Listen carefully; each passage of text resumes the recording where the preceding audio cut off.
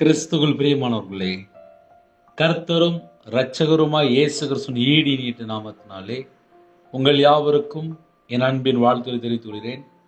தேவன் அருளிய அப்பம் பிரேயர் மினிஸ்ட்ரி சேனல் மூலியமாக உங்களோடு சந்திப்பதில் மிகுந்த மகிழ்ச்சி அடைகிறேன். தினம்தோறும் அதிகால வேளையிலே பரிசுத்த வேதத்திலிருந்து ஒரு பகுதியை நாம் தியானித்து நம்முடைய குடும்ப பாதுகாப்பிற்காக நாம் ஜெபித்து வருகிறோம். நீதிமொழிகள் 10ஆம் அதிகாரம் 3 முதல் 6 ஆகிய வசனங்கள். கர்த்தர் நீதிமான்களை பசியினால் வருந்து விடார், துன்மார்க்கருடைய பொருளையோ அகற்றி விடுகிறார். சோம்பற்கையால் வேலை செய்கிறவன் ஏழையாவன், சுறுசுறுப்புள்ளவன் கையோ செல்வத்தை உண்டாக்கும். கோடை காலத்தில் சேர்க்கிறவன் புத்தியுள்ள மகன், அறுப்பு காலத்தில் தூங்குகிறவனோ லட்சையை உண்டாக்குகிற மகன். நீதிமானுடைய சிரசின் மேல் ஆசீர்வாதங்கள் தங்கும், கொடுமையோ துன்மார்க்கனுடைய வாயை அடைக்கும். ஹல்லேலூயா. யாரெல்லாம் அதிகால வேளையிலே கர்த்தருடைய பிள்ளைகள் இணைந்திருக்கிறீங்களோ, கர்த்தர் நீதிமான்களை பசியினால் வருந்த விடார்.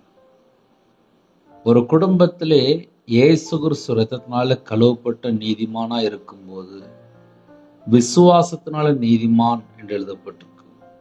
நீதிமான் யாருன்னு சொல்லி பார்க்கும்போது தேவன் அருளிய வேதம் இருதயத்துல இருக்கும்.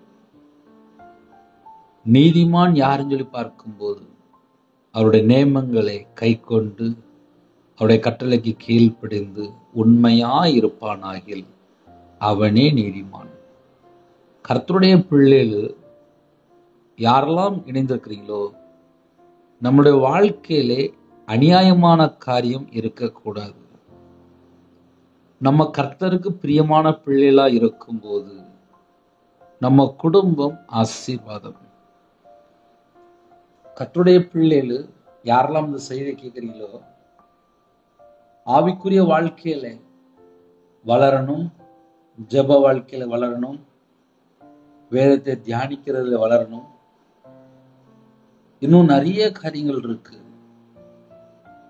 காலவேளையில யாரெல்லாம் இந்த செய்தி கேட்கிறீங்களோ, உங்களுடைய ஆவிக்குரிய வாழ்க்கை இந்த நாளிலும் சற்று ஆராய்ந்து பார்க்க வேண்டும். இதை ஏன் காலையில் சொல்ல வேண்டியது அப்படின்னா, நான் 5 வருஷம் முன்னாடி ரட்சிக்கப்பட்டேன், நான் 10 வருஷம் முன்னாடி ரட்சிக்கப்பட்டேன், இன்னைக்கு நம்முடைய நிலைமை எப்படி இருக்கு? இயேசு இரத்தத்தினால கழுவப்பட்ட நீதிமான் தான் 24 மணி நேரம் நம்ம இன்னைக்கு எப்படி இருக்கிறோம்? கர்த்தர் நீதிமான்களை பசியினால் வருந்த விடார். இது முதல் ஆசீர்வாதம்.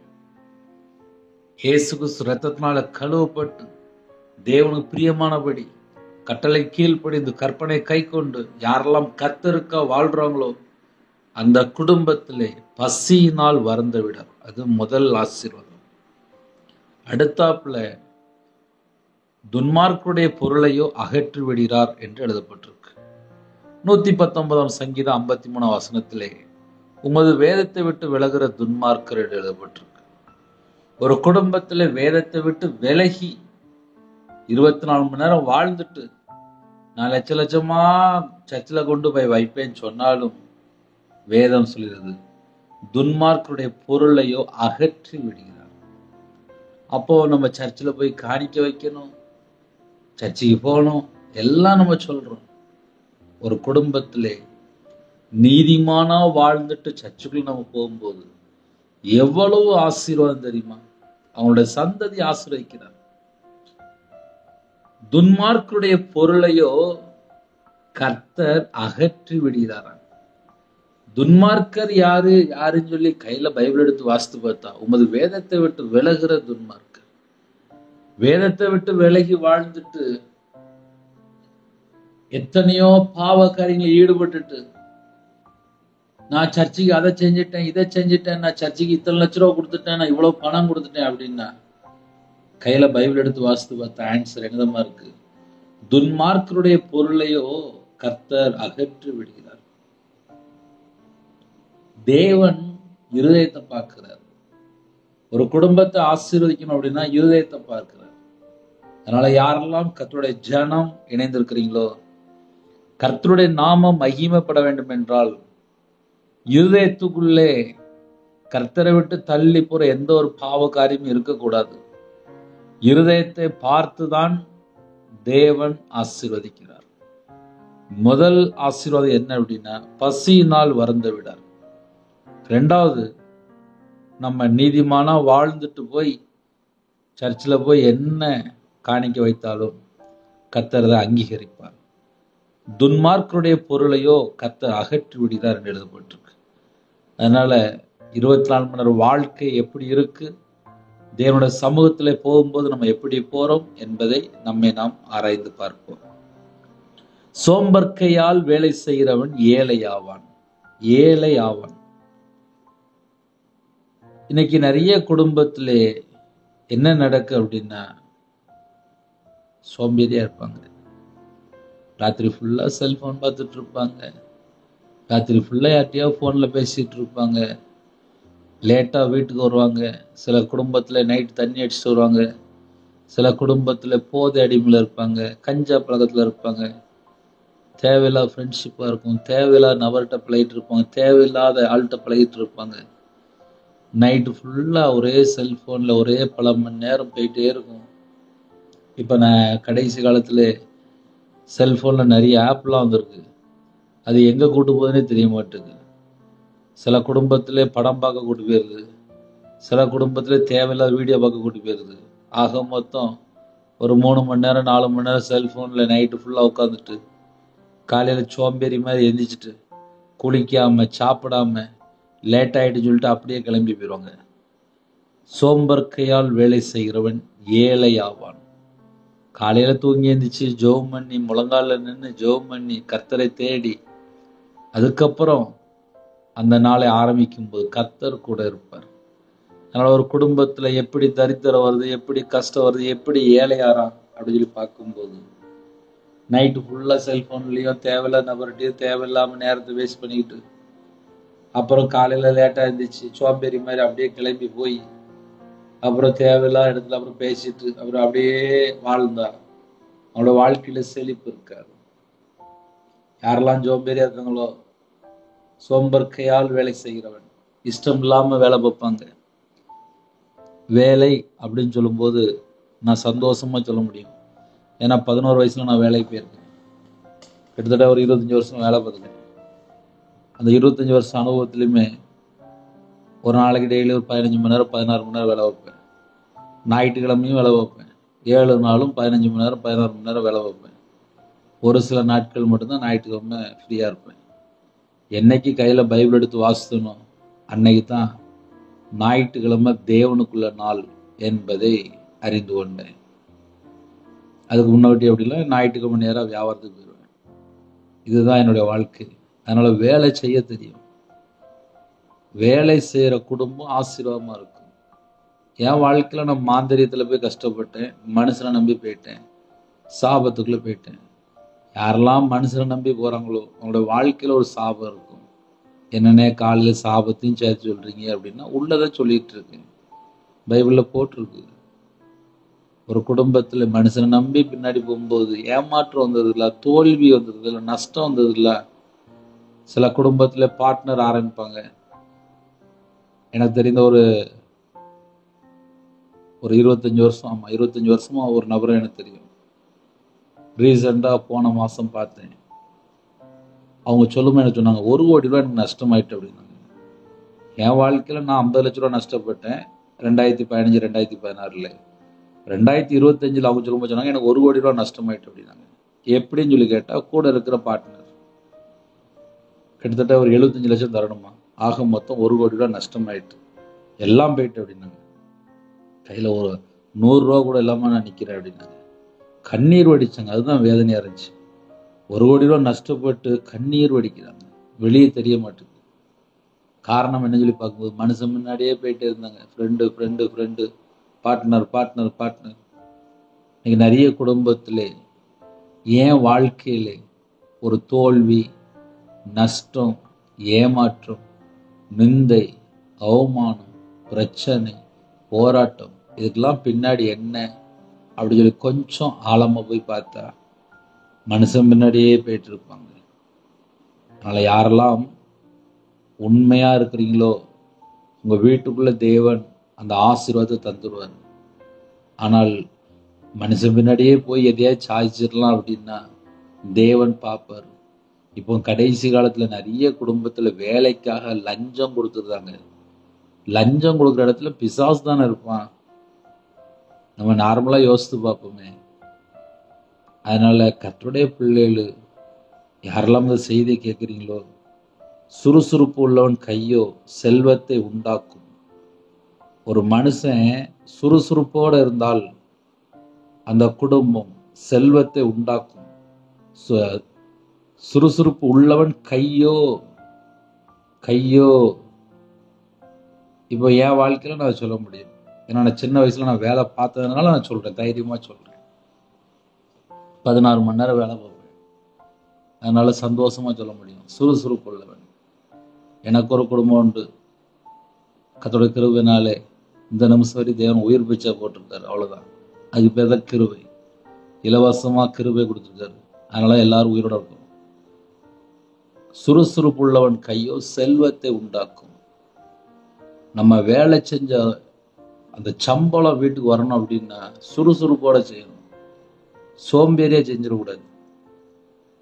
சோம்பற்கையால் வேலை செய்கிறவன் ஏழை ஆவான் என்று எழுதப்பட்டிருக்கு.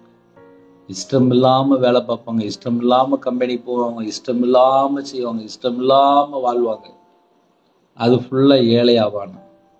அதனால ஏழையா எப்படிப்பா மாறுறான் அப்படின்னா, செய்யற வேலையில ஒரு இன்ட்ரெஸ்டே இருக்காது. இஷ்டம் போல கடமைக்கு ஏனாதானு சொல்லிட்டு போவாங்க. ஆனா சில குடும்பத்திலே காலையில பார்த்தா அப்படி 100 ஸ்பீட்ல போயிட்டு இருப்பாங்க. என்னன்னு கேட்டா, அவங்க வேலைக்கு போயிட்டு இருப்பாங்க. சொன்ன டயத்துல அங்க ஆபீஸ்ல நிக்கணும், சொன்ன டயத்துல அங்க நிக்கணும். அதுக்காக காலையில வேக வேகமா போயிட்டு இருப்பாங்க. யாரெல்லாம் சுறுசுறுப்போட யாரெல்லாம் இருக்கிறாங்களோ அவங்களுடைய கை செல்வத்தை உண்டாக்கும். அவங்க பார்த்தா வீடு கட்டுவாங்க, அவங்க பார்த்தா வண்டி வாங்குவாங்க, அவங்க பார்த்தா சொந்த வீடு எல்லாம் சக்கடை செழிப்பு வச்சிருப்பாங்க. என்னன்னு சொல்லி பார்க்கும்போது சுறுசுறுப்பு.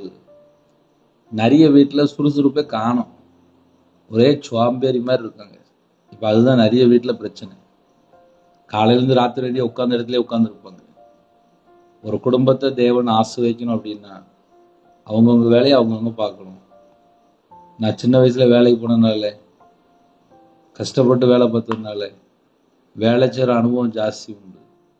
யாரெல்லாம் இந்த செய்தி கேட்குறீங்களோ உங்க வீட்டில் உள்ள வேலையை செய்யுங்க, உண்மையா செய்யுங்க, சுறுசுறுப்பா செய்யுங்க, சந்தோஷமா செய்யுங்க. தேவன் கண்டிப்பா ஆசீர்வதிப்பார். சுறுசுறுப்பு உள்ளவன் கையோ செல்வத்தை உண்டாக்கும். செல்வத்தை உண்டாக்கும். நான்லாம் முழு நேர ஊழியத்துக்கு வரும்போது நான் பூமிக்கு வேலை செய்யக்கூடாது, நான் பரலோகத்துக்கு மட்டும்தான் வேலை செய்யணும்னு சொல்லி என்னோட பாதைக்குள்ள காத்திருந்து உபவாசம் இருந்து வந்தேன். ஏன்னா எனக்கு வேலை செய்ய தான் தெரியும். பேசாம சுறுசுறுப்பா வேலை பார்த்துட்டே இருப்பேன். கர்த்தருக்காக வேறு பிரிக்கப்பட்ட ஜனமாக விசேஷமா அபிஷேகம் பண்ணி உள்ள கொண்டு வந்தார். ஆனா பல பாடுகள், நிந்தைகள், அவமானங்கள் எல்லாம் வந்துச்சு. என்னன்னு சொல்லி பார்க்கும்போது எத்தனையோ கோடி ஜனங்களை அழிந்து கொண்டிருக்கிறாங்க. அப்படிப்பட்ட ஜனங்களுக்கு முன்பா நிப்பாட்டுறதுக்கு எனக்கு எல்லா ட்ரைனிங் கொடுத்தாரு. நிந்தை, அவமானம், கேவலம் எல்லாம் உள்ள வந்துட்டு லாஸ்ட் கையில பைபிள் எடுத்து வாசித்து பார்த்தா, பாவம் செய்யற ஆத்துமா சாகுமா, ஒரு பாவி மிகுந்த நன்மையை கெடுப்பானா, பாவம் செய்யும்போது தேவனுடைய மகிமை இழந்து போயிருமா, பாவம் செய்யும்போது அந்த வீடு சாபத்துல இருக்கு. இப்படி பைபிள்ல ஏகப்பட்ட வசனம் வாசித்து பார்த்தேன். அப்ப எப்படிலாம் மனம் திரும்பணும், எங்கெல்லாம் பாவம் பண்ணியிருக்கேன், எந்தெந்த இடத்துலலாம் நான் தேவனுடைய சமூகத்துல அறிக்கை பண்ண சொல்லி கையில பைபிள் எடுத்து வாசித்து தேவனுடைய சமூகத்துல தாழ்த்த ஆரம்பிச்சேன். இதையே அப்படியே சொல்லித்தரேன் அப்படின்னா, ஒரு குடும்பம் ஆசீர்வாதமா இருக்கணும் அப்படின்னா சுறுசுறுப்பா இருக்கணும். அதே நேரத்துல தேவனுக்கு பிரியமான வாழ்க்கையா இருக்கா, அது கொஞ்சம் யோசித்து பார்க்கணும். அடுத்த வசனம், கோடை காலத்தில் சேர்க்கிறவன் புத்தி உள்ள மகன் அப்படின்னு சொல்லி எழுதப்பட்டிருக்கு. கோடை காலம் அப்படின்னா வெயில் காலம். வெயில் காலத்துல சுறுசுறுப்பா வேலை செய்யணுமா? கோடை காலத்துல சேர்க்கிறவன் புத்தி உள்ள மகன். கோடை காலத்துல போய் தூங்கிட்டு இருக்க கூடாது, வெயில் காலத்துல போய் தூங்கிட்டு இருக்க கூடாது. வெயில் காலத்துல ஆல்ரெடி தூக்கம் வராது, ஓடி ஓடி சம்பாதிக்கணும். ஏன்னா ஒவ்வொரு வீட்லயும் பிள்ளைகள் இருக்கும், அம்மா அப்பா இருப்பாங்க, மனைவி இருப்பாங்க. யாரெல்லாம் இந்த செய்தியை குடும்ப தலைவர் கேட்குறீங்களோ, குடும்பத்துக்காக ஓடுங்க. கொரோனா நேரத்தில் எத்தனையோ கடைகள் பூட்டி இருந்துச்சு, எத்தனையோ கம்பெனிகள் பூட்டி இருந்துச்சு, எத்தனையோ கோடிக்கணக்கான நஷ்டம். எங்க பார்த்தாலும் மரணம். இப்ப மறுபடியும் தேவன் வாசல் திறந்து வச்சிருக்காரு. எதுக்கு? குடும்பத்துக்கா ஓடுறீங்களா? உண்மையா ஓடுங்க. கோடை காலத்தில் சேர்க்கிறவன் புத்தியுள்ள மகன். இந்த நேரத்துல சம்பாதிச்சு வீட்டுல எல்லாம் சேர்த்துக்கோங்க, உண்மையா செய்யுங்க. ஏன்னா கர்த்தர் பிரியமில்லாமல் களவாண்டோ கொள்ளையடிச்சோ ஏமாத்தியோ சொத்து சேர்த்தால் அதுக்கு பேர் தான் சாபம். அதனால அநியாயமா வேண்டாம், உண்மையா கொஞ்சம் சம்பாதிச்சால் போதும். அதுல வியாதி வராது, கர்த்தர் கூட இருப்பார். அன்னைக்கு படியை கரெக்டா தருவார். ஒரு மனுஷனோட வாழ்க்கையில உண்மை இருக்கா? நாங்க வியாபாரத்துல இருந்தோம், காலையிலிருந்து ராத்திரி வரையும் உண்மையா இருப்போம். ஆனாலும் வியாபாரத்துல நஷ்டம், மாந்திரியத்துல கஷ்டப்பட்டு, விக்கிரத்துல கஷ்டப்பட்டு, கடன்ல கஷ்டப்பட்டு, ஒரே நிந்தைகள் அவமானங்கள். பின்னாடி என்னன்னு சொல்லி பார்க்கும்போது ரட்சிக்கப்பட்ட அனுபவம் இல்லை, தேவனோட பாதப்பிள்ளை காத்திருந்து ஜெபிக்கிற அனுபவம் இல்லை, கையில பைபிள் எடுத்து வாசிக்கிற அனுபவம் இல்லை. பணம் பணம் பணம் சொல்லி பணம் முன்னாடியே போனேன், அது ஒரு நாள் நஷ்டத்துல வந்து நின்றுட்டு. ஆனா கையில என்னைக்கு பைபிள் எடுத்து வாசித்து எனக்கு இயேசு கிறிஸ்து போதும் அப்படின்னு சொல்லி தேவனோட சமூகத்துல காத்திருக்க ஆரம்பிச்சோம், அதுக்கப்புறம் வாழ்க்கை வித்தியாசமா இருக்கு. அதனால காலவெளியில யாரெல்லாம் இந்த செய்தியை கேட்குறீங்களோ, நம்ம தேவனோட சமூகத்துல தாழ்த்துவோம், அர்ப்பணிப்போம். கண்டிப்பா குடும்பத்தை ஆசீர்வதிப்பார். ஹல்லேலூயா. கோடை காலத்தில் சேர்க்கிறவன் புத்தி உள்ள மகன், அறுப்பு காலத்தில் தூங்குறவனோ லட்சையை உண்டாக்குற மகன். அறுப்பு காலம் அப்படின்னா அந்த நேரத்துல எங்க இருக்கும் அப்படின்னா கரெக்டா அங்க இருக்கணும்.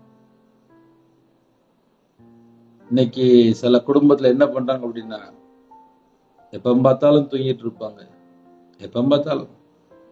அறுப்பு காலத்தில் தூங்குறவனோ லட்சையை உண்டாக்குற மகன்.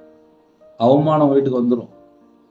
வீட்டுல சில குடும்பத்துல வேலைக்கே போக மாட்டாங்க, பையனும் வேலைக்கு போக மாட்டான், அப்பா வேலைக்கு போக மாட்டான். வீட்டுல தாய்மார் பார்த்தா ஏதாவது சின்ன சின்ன வேலை பார்த்து ஒரு 5000 10,000 சொல்லி சம்பளத்தை கொண்டு வந்து வீட்டுல கஷ்டப்பட்டு வாழ்ந்துட்டு இருப்பாங்க.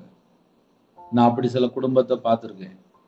கணவர் பார்த்தா வேலைக்கு போக மாட்டாரு, அவர் பார்த்தா டெய்லி காலையிலேருந்து நைட்டு வரைக்கும் தண்ணி அடிப்பாரு. வீட்டில் உள்ள அம்மா பார்த்தா ஒரு சின்ன ஒரு பெட்டி கடை வச்சு வியாபாரம் பார்த்துட்டு இருப்பாங்க, அதுல ரூபாய் களவாண்டு போய் தண்ணி அடிச்சுக்குவாரு. இது குடும்ப தலைவர். அந்த வீட்டுல பார்த்தா லட்ச அவமானம் எங்கேருந்து வந்து சொல்லி பார்க்கும்போது குடும்ப தலைவர் கரெக்டா இல்லைன்னா அந்த வீட்டுக்குள்ள அவமான லட்சம் எல்லாம் உள்ள வந்துருது. அதையும் ஏன் சேர்த்து சொல்லித்தரேன் அப்படின்னா, ஒரு குடும்பம் எப்படி இருக்கோ அப்படிதான் ஆசீர்வாதம். அதனால ஆசீர்வாதம் வேணும் அப்படின்னா சும்மா மேஜிக்லாம் கிடையாது. ஒரு மனுஷன் உண்மையா வாழ்ந்தால் ஆசீர்வாதம், பரிசுத்தமா வாழ்ந்தால் ஆசீர்வாதம், நீதியை பின்பற்றினா ஆசீர்வாதம், கர்த்தரு பிரியமானபடி வாழ்ந்தா ஆசீர்வாதம், உழைச்சா ஆசீர்வாதம். இன்னைக்கு களவாண்டு சம்பாதிக்கணும்னு நினைக்கிறாங்க, அது எல்லாமே சாபத்துக்குள்ள போயிடும். பொய் சொல்லி சம்பாதிக்கணும்னு நினைக்கிறாங்க, அதுவும் சாபத்துக்குள்ள தான் போகுது. மனுஷன் முன்னாடி ஓடுறாங்க, அதுவும் சாபத்துக்குள்ள தான் போகுது. ஏன் 2 பக்கம் சொல்லித்தரேன் அப்படின்னா, இன்னைக்கு நிறைய வீட்டுல உண்மை இல்லை. ஒரு குடும்பம் ஆசீர்வாதமா இருக்கணும் அப்படின்னா உண்மையா இருந்தா மட்டும்தான் ஆசீர்வாதம். நம்ம பைபிளை தியானிக்கும் போது என் வாழ்க்கையில சில கஷ்டப்பட்டிருக்கேன், அதனால சேர்த்து சொல்லித்தரேன். யார் யார் இந்த செய்தி கேட்குறீங்களோ, உண்மையா வாழ்ந்தால், கர்த்தர் பிரியமானபடி நம்ம நீதிமானா வாழ்ந்தால் கண்டிப்பாக ஆசீர்வாதம். பசியினால் வருந்த விடார். சுறுசுறுப்பா வாழ்ந்தால், சுறுசுறுப்பா வேலை செய்தால் செல்வத்தை உண்டாக்குமா கை. அதனால சுறுசுறுப்பா இருக்கிறோமான்னு சொல்லி ஒரு செக்அப் பண்ணி பார்த்துக்கலாம். அதே நேரத்தில் நல்ல வெயில் காலத்துல சேர்க்கிறவன் புத்தி உள்ள மகன். சம்பாதிக்கிற வயசுல சம்பாதிச்சுக்கணும். இப்ப எனக்கெல்லாம் வயசாயிடுப்பா. ஆமா, சின்ன வயசுல ஓடுனேன், 11 வயசுல வேலை பார்க்க ஆரம்பிச்சேன்.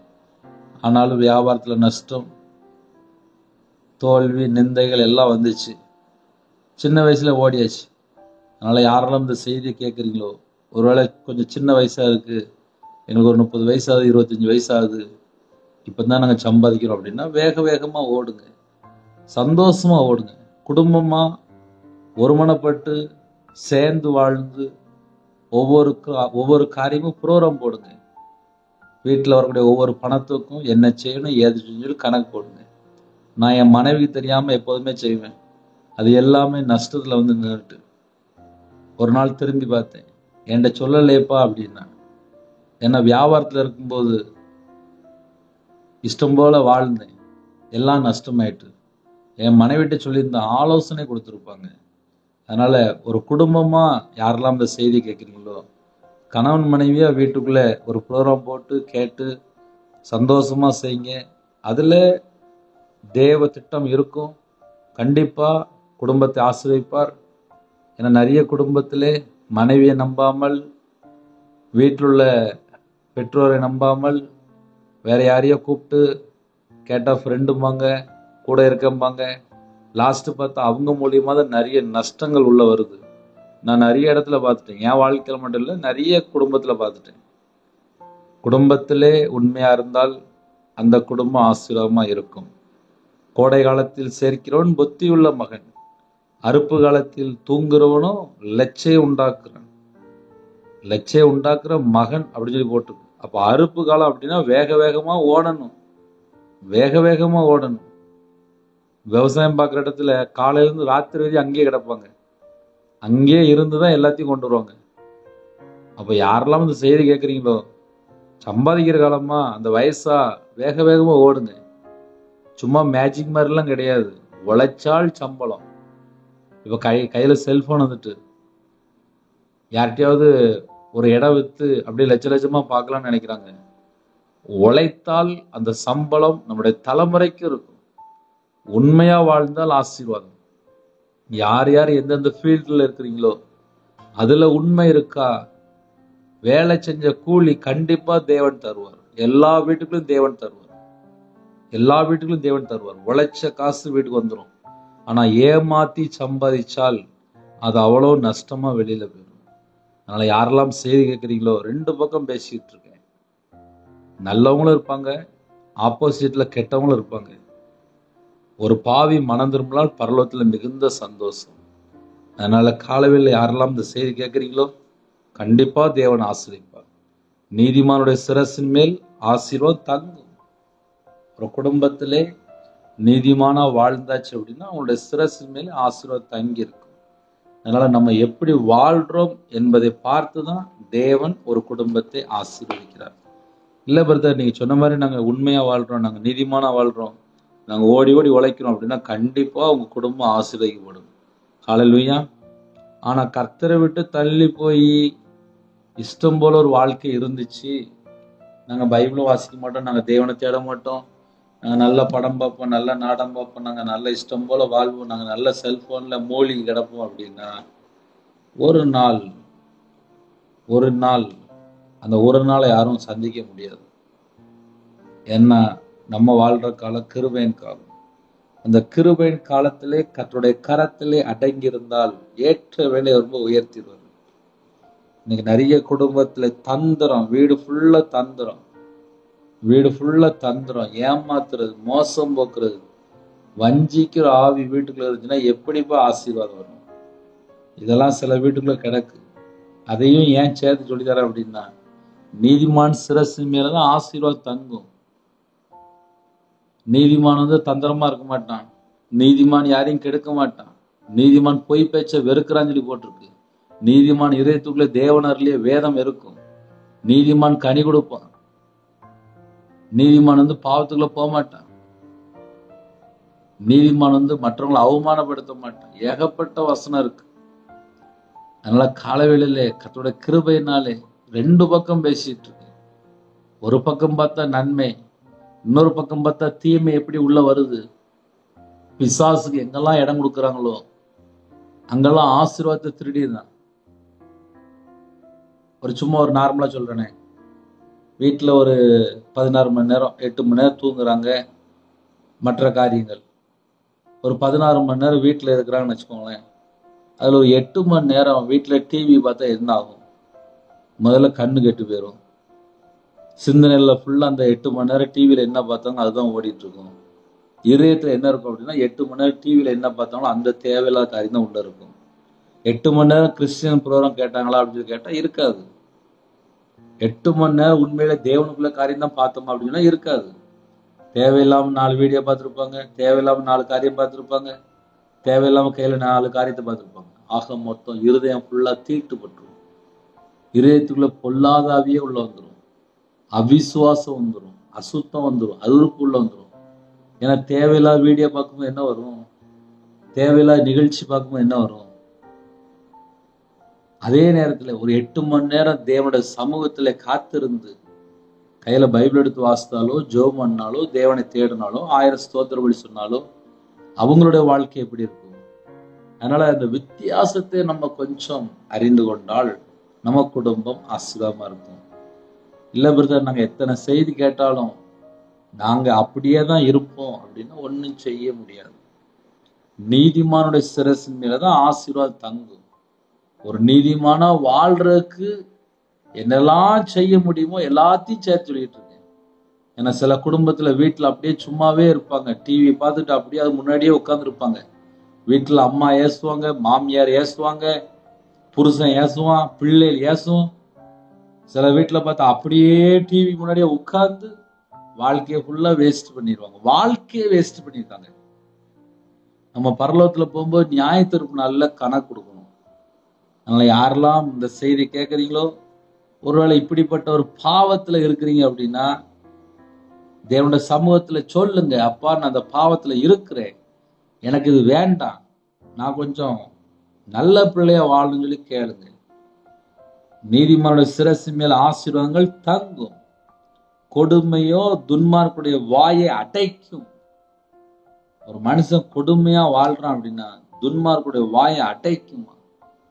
அதனால பேசின செய்தி கர்த்தருடைய பிள்ளைகளுக்கு ஆசீர்வாதமா இருக்கணும் அப்படின்னா எப்படி வாழ்றோம் அதை தேவன் பார்த்து தான் ஆசீர்வதிப்பார். ஒரு சின்ன ஜெபம் முடிச்சிருமா? இருக்கிற இடத்துல அப்படியே கண்களை மூடி நாம் ஜெபம் செய்வோம். அன்பின் கர்த்தாவே, நன்றியோடு துதிக்கிறோம்ப்பா. இந்த மாசத்திலே அப்பா யாரெல்லாம் இணைந்திருக்காங்களோ எல்லா குடும்பத்தையும் பரிசுத்தப்படுத்தி ஆசுறீங்க. உங்களுடைய கிருபையால் நிரப்பி ஆசுறீங்க. புதிய நாளுக்கான கிருபைக்காக 1000 மடங்கு உமக்கு நன்றி செலுத்திடும். ஒவ்வொரு குடும்பத்துக்கும் ஜெப விஷயம் தாங்க, தியானிக்கிற விஷயம் தாங்க, துதிக்கிற விஷயம் தாங்க. உங்களுடைய கிருபையால் நிரப்புங்க, உங்களுடைய பிரசன்னத்தால் முடுங்க, உங்களுடைய வல்லமையால் நிரப்புங்க. பரிசுத்தத்தால் நிரப்புங்க ராஜா, அக்னி அபிஷேகத்தால் நிரப்புங்க ராஜா. புதிய எண்ணெயால் அபிஷேகம் மட்டும் எங்க சிந்தனை கிறிஸ்துடைய மட்டும், எங்க உடம்புல ரத்தம் எல்லாம் கிறிஸ்துவின் ரத்தமா மாறட்டும். மகிமையின் ஆவியானவரே எங்க மேல தங்கிருங்கப்பா. யாரெல்லாம் அர்ப்பணிக்கிறாங்களோ ரட்சிப்பின் வஸ்து தாங்க, நீதியின் சால்வை தாங்க, புதிய அபிஷேகம் நிரப்புங்க. சிறுபிள்ளை முதல் கொண்டு முதியவர் எல்லா குடும்பத்துக்கு வேலி அடைத்து மூடி மறைத்து பாதுகாத்துங்க. நிறைய குடும்பத்திலே கவலையோடு, துக்கத்தோடு, வேதனையோடு, நிந்தையோடு, அவமானத்தோடு, பலவிதமான பிரச்சனையோடு வாழ்றாங்க. இந்த குடும்பத்துக்கு சமாதானத்தை விளையாடுங்க. இன்னைக்குள்ள தேவைகளெல்லாம் சந்திங்க. இந்த நாளில் யார் பிறந்த நாள் கொண்டாடுறாங்களோ, திருமணம் கொண்டாடுறாங்களோ அந்த குடும்பம் 1000 தலைமுறைக்கு ஆசிரியை ஓட்டும். உங்களுடைய கரம் தொட்டு உங்க பிள்ளைகளை ஆசிரியங்க. கற்பத்தனையா ஜெபிக்கிறாங்க, கர்த்தர் மனம் வருங்க. மாசமா இருக்காங்க, அந்த பிள்ளைகளை ஆசீர்வதிச்சிருங்கப்பா. டெலிவரி போறாங்க, கர்த்தர் கூட இருந்து நார்மல் டெலிவரி ஆகித்தாங்க. வாலிப பிள்ளைகளுக்கு ஏற்ற துணையை தாங்க. கர்த்தருக்குள் பலப்படணும். வேதத்தை தியானிக்கிற பிள்ளைகளா இருக்கணும், ஜெபிக்கிற பிள்ளைகளா இருக்கணும், கர்த்தருக்கா எழும்பி பிரகாசிக்கிற பிள்ளைகளா இருக்கணும். கடைசி காலத்துல ஜனங்கள் அழிந்து கொண்டிருக்காங்க, அந்த ஜனங்களுக்காக தரப்புல நின்று ஜெபிக்கிற பிள்ளைகளா இருக்கணும். பரிசுத்தவான்களை அப்பா உங்களுடைய பாதத்தில் அர்ப்பணிக்கிறோம்ப்பா. எங்க தேசத்திலே அப்பா எங்களுக்கு கொடுத்த பரிசுத்தவான்கள் எல்லாருக்கா ஸ்தோத்திரம்ப்பா. மிஷினரிமாருக்கா ஸ்தோத்திரம், கிராம ஊழியம் பண்றாங்க அவங்களுக்கா ஸ்தோத்திரம். யாரெல்லாம் அப்பா அதிகால வேளையில பரிசுத்தவான்கள் இணைந்திருக்காங்களோ, விசுவாசிகள் இணைந்திருக்காங்களோ எல்லா குடும்பத்தையும் உங்களுடைய ஜீவனுக்கு அர்ப்பணிக்கிறோம்ப்பா. ஒவ்வொரு குடும்பத்தையும் பேர் பேராக ஆசுறீங்க. தேவன் அருளி அப்போ மினிஸ்டர்ல உங்களுடைய கரத்துல அர்ப்பணிக்கிறோம். அப்பிரோஜனமான ஊழியக்காரம்பா. நாங்க எல்லாரும் ஆட்டுக்குட்டியான ஜீவ புஸ்தகத்தில் எழுதப்படணும். தீட்டு, பொய், அருவருப்பு ஒன்றும் அதில் பிரவேசிப்பதில்லை சொல்லிங்கப்பா. உண்மையா வாழ்ந்து, பரிசுத்தமா வாழ்ந்து, நீதியை பின்பற்றி, கற்பனை கை கொண்டு, இடைவிடாமல் ஜெபம் பண்ற அந்த கிருபை தாங்க. எல்லாவற்றைக்கா ஸ்தோத்திர செலுத்த கிருபை தாங்கப்பா. எல்லாவற்றைக்கா அப்பா ஸ்தோத்திர செலுத்த கிருபை தாங்கப்பா. எப்பொழுது சந்தோஷமா இருக்க கிருபை தாங்கப்பா. கட்டளை கீழ்ப்படிந்து கற்பனை கை கொண்டு உண்மையா வாழ்ந்து ஆசீர்வாதங்களை பெற்றுக்கொள்ளணும். எல்லா குடும்பம் பெற்றுக்கொள்ளணும். வெளிநாட்டுல இருக்காங்கப்பா, கவர்மெண்ட் வேலைக்காக அப்பா ஜெபிக்கிறாங்க, டிரான்ஸ்ஃபருக்காக ஜெபிக்கிறாங்க, வெளிநாட்டு போறக்காக ஜெபிக்கிறாங்க, விசாவுக்காக ஜெபிக்கிறாங்க. எல்லாருடைய தேவையை சந்திங்க. வீடு கட்டுறாங்க, கர்த்தர் வாசல் திறந்து விடுங்க. பாதியில நிக்கி வீடு கட்டி முடிக்கிறத கிருபை செய்யுங்க. குடும்பமா சர்ச்சுக்கு போகணும். ஒவ்வொரு குடும்பத்தையும் பரிசுத்தப்படுத்தி ஆலயத்து கொண்டு போங்க. முதியோர் இல்லத்துல இருக்காங்க, ஹாஸ்டல்ல இருக்காங்க, ஹோம்ல இருக்காங்க, அந்த பிள்ளைகளுக்கு தேவையெல்லாம் சந்திங்க. காலை வேளையில விவசாயத்துக்கு போறாங்க, வியாபாரத்துக்கு போறாங்க, கம்பெனிக்கு போறாங்க. வாலிப பிள்ளைகள், வாலிப பையங்க வேலை பார்க்குறாங்க, பஸ்ல போறாங்க, கார்ல போறாங்க, ட்ரெயின்ல போறாங்க. சில குடும்பத்துல டிரைவிங் லைன்ல இருக்காங்க, காலை வேளையில போர்டு தொழில் போறாங்க. சில குடும்பத்துல வாட்ச்மேன் ஜெபிக்கிறாங்க, செக்யூரிட்டி ஜெபிக்கிறாங்க, போலீஸ் ஆஃபீஸ் ஜெபிக்கிறாங்க, டீச்சர் ஜெபிக்கிறாங்க. சில குடும்பத்துல ஐடி ஃபீல்டு ஜெபிக்கிறாங்க. எல்லாரையும் உங்களுடைய கரத்துல அப்படின்னா டாக்டர் ஜெபிக்கிறாங்க, நர்ஸ் ஜெபிக்கிறாங்க. இன்னுமாக அப்பா பல அதிகாரிகள் ஜெபிக்கிறாங்க. எல்லாரையும் கர்த்தருடைய கரத்துல அர்ப்பணிக்கிறோம். ஜெபிக்கிற குடும்பம் இயேசு கிறிஸ்து ரத்தத்தினாலே, இயேசு கிறிஸ்து நாமத்தினாலே ஆசீர்வதிக்கப்படும். பிதா குமாரன் பரிசுத்த நாமத்தினாலே ஒவ்வொரு குடும்பத்தையும் முத்திரை போட்டு வேலை அடைத்து அப்பா கர்த்தர் ஆசீர்வதிக்க வேண்டும். இந்த நாளில் ஜெபிக்கிற பிள்ளைகளை எழுப்புங்கப்பா. உங்களுடைய சமூகத்துல உபவாசத்தோடு இருக்கிற கிருபை செய்யுங்க. யாரெல்லாம் அர்ப்பணிக்கணும் எல்லா குடும்பத்தையும் கர்த்தர் பொறுப்படுத்துங்க. சிறுபிள்ளை முதல் கொண்டு முதியோர் எல்லா குடும்பத்தையும் பரிசுத்தப்படுத்தி ஆசுறீங்க. கல்வாரி அன்பிலால் நிரப்பி ஆசுறீங்க. தேவ சமாதானத்தினால் நிரப்பி ஆசுறீங்க. சிலுவையில் சிந்தின ரத்தத்தினால சமாதானத்தை உண்டாக்குனீங்க ராஜா. எங்களுடைய பாவங்களுக்காக அப்பா மரித்து வேத வாக்கின்படி 3ஆம் நாள் உயிரோடு எழுந்த இயேசு கிறிஸ்துடைய கிருபை, அந்த பூரண கிருபை ஒவ்வொரு குடும்பத்து மேலே தங்கிரட்டும். மரித்தேன் சதா காலங்களிலும் உயிரோடு சொன்னீங்க ராஜா. ஒவ்வொரு குடும்பத்துக்கும் உம்முடைய ஜீவனுக்கு அர்ப்பணிக்கிறோம். பிள்ளைகளுடைய தேவையெல்லாம் சந்திங்க ராஜா. பலகைகளை திறந்து பண்டசாலை திறந்து ஒவ்வொரு குடும்பத்தையும் நிறைவா ஆசுறீங்க. கிறிஸ்துவுக்குள் சகலவிதமான ஆசிரியங்களினாலும் உன்னதமான சகலவிதமான ஆசிரியங்களினாலும் உங்க பிள்ளைகளை நிறைவா நிரப்பி ஆசுறீங்க. கையின் கீழ் ஆசுறீங்க. அப்பத்தின் தண்ணீர் ஆசுறீங்க ராஜா. நிறைஞ்ச வழியில பாத்திரமா மாறட்டும். இஸ்ரவேலை ஆசீர்வதிப்பே கர்த்தருக்கு பிரியம் என்று எழுதப்பட்டிருக்கு. நீதிமான் சிரசின் மேல் ஆசீர்வாதம் தங்கி இருக்கும் என்று எழுதப்பட்டிருக்கு. உண்மையுள்ள மனுஷன் பரிபூர்ணமான ஆசீர்வாதத்தை பெறுவான் என்று எழுதப்பட்டிருக்கு. கர்த்தரை நம்புகிறவன் செழிப்பான் என்று எழுதப்பட்டிருக்கு. உம்முடைய வார்த்தைக்கு நாங்கள் கீழ்ப்படித்து பரிபூர்ணமான ஆசீர்வாதங்களை பெற்று வேண்டும். அந்த கிருபை ஒவ்வொரு குடும்பத்துக்கும் தர வேண்டும். ஜெபிக்கிற குடும்பம் ஆசீர்வாதமா இருக்கணும். தேவன் அருளி அப்போ மினிஸ்ட்ரி மூலியமா இணைந்திருக்கிற குடும்பங்கள் சம்பூர்ணமாக வாழ்ந்து சுகித்து திருப்தியாக ஆசீர்வதிக்கப்பட்டிருக்கணும். எல்லா நாச மோசங்களுக்கு விலக்கி உங்க பிள்ளைகளுக்கு முன்னும் பின்னுமா தேவ நிப்பாட்டி உங்களோட ரத்த கொட்டிகளை வேல் அடைத்து பாதுகாத்துங்க. பிதா குமாரன் பரிசுத்த ஆவியின் நாமத்தினாலே முத்திரை போட்டு வேலை அடைங்க. இந்த நாளிலும் பிள்ளைகளுடைய தேவைகள், கடன் பிரச்சனைகள், குடும்ப போராட்டங்கள், நிறைய தேவைகள் எல்லாவற்றையும் கர்த்தர் மாற்றி ஆசீர்வதிங்க.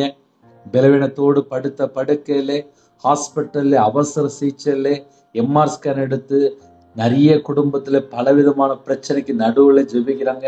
உம்முடைய தழுமுள்ள கரத்தினாலே தொட்டு சுகமாக்கித்தாங்க. இயேசு ரத்தம் இறங்கி வரட்டும்பா. ஒவ்வொரு பிள்ளை மேலே இறங்கி வரட்டும்பா. எந்த குடும்பத்துல டாக்டரால் கைவிடப்பட்ட நிலைமையில இருக்கிறவங்களோ உம்முடைய தழுமுள்ள கரத்தினாலே சுகமானிகள் என்று வேதம் சொல்லுது. எங்களுடைய அக்கிரமம், எங்களுடைய மீறுதல் எல்லாவற்றையும் சிலுவையில் சுமந்தவரே உம்முடைய கரத்துல ஒவ்வொரு குடும்பத்தையும் அர்ப்பணிக்கிறோம். யாரெல்லாம் ஜெபிக்கிறோம், எங்களுடைய நோய், எங்களுடைய பலவீனம், எங்களுடைய துக்கம் எல்லாவற்றையும் சிலுவையில் சுமந்தவரே உங்க பிள்ளைகளுக்கு பூர்ண சுகம் தந்து இந்த நாளிலும் சாட்சி சொல்ல கர்த்தர் கிருபை செய்யுங்க. கர்த்தர் பொறுப்படுத்துவங்க. அப்பிரோஜனமான ஊழியக்காரன் கர்த்தருடைய கரத்துல அப்படின்னா துதிகான மகிமை எல்லாம் கர்த்தரா இயேசு ராஜா ஒருவருக்கே செலுத்துறோம். இயேசு கிறிஸ்துவின் பிதாவே ஆமீன். தேவனுக்கே மகிமையுள்ளதாக. கர்த்தர் தாமே உங்களையும் உங்கள் குடும்பத்தையும் சகல காரியத்திலும் சம்பூர்ணமாக திருப்தியாக கர்த்தர் கூட ஆசீர்வதிப்பாராக. ஆமீன். கர்த்தரா இயேசு கிறிஸ்துவின் கிருபையும் பிதாவாகிய அன்பும் பரிசுத்தருடைய ஐக்கியமும் இப்பொழுதும் எப்பொழுதும் சதா காலங்களிலும் நம் அனைவரோடு கொடுப்பதாக. ஆமீன். கிறிஸ்துவில் பிரியமானவர்களே, 9363064181 என்ற நம்பருக்கு கொண்டால் நாங்கள் உங்களுக்காக குடும்பத்துக்காக ஜெபிப்போம். என் பேர் ரவிராஜ். எனக்காக டெய்லி ஒரு நிமிடமா ஜெபிங்க. யூடியூப் சேனலுக்காக ஜெபிங்க. யாரெல்லாம் இணைந்திருக்கிறீங்களோ எங்களுக்காக ஜெபித்து கொள்ளுங்கள். கர்த்தர் உங்களையும் உங்களோட குடும்பத்தையும் உங்களோட வம்சத்தையும் உங்களுடைய தலைமுறையும் கர்த்தர் அபரிதமாக ஆசீர்வதிப்பாராக. ஆமென். God bless you.